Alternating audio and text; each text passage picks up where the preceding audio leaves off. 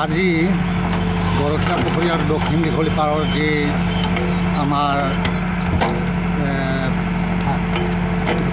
খেতি পথাৰত পানীৰ বৰ অসুবিধা, সেই অসুবিধাৰ বাবে দুয়োখন গাঁৱৰ ৰাইজে আলোচনা কৰি আমি কমিটি এখন গঠন কৰি বৰ্তমানে কাৰককৰ বান্ধৰ পৰা পানী অনাৰ সুবিধাৰ কাৰণে আমি ব্যৱস্থা লৈছোঁ।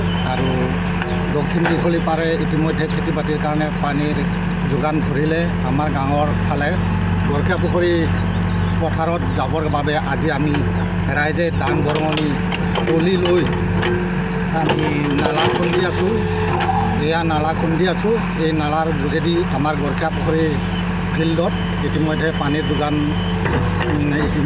হ'ব যাব, পানী নিম।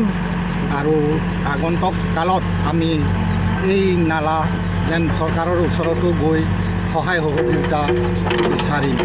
বৰ্তমানে আমি কোনো ধৰণৰ তেখেতসকলৰ ওচৰত সহায় সহযোগিতা বিচৰা নাই। সেয়েহে ৰাইজৰ দান বৰঙণিৰে যি পাৰোঁ আমি কঠীয়া পেলাবৰ বাবে আৰু পানী আনিবৰ বাবে আমি দান বৰঙণিৰে আমি যথেষ্ট কষ্ট কৰি নালাটো খুন্দি আছোঁ।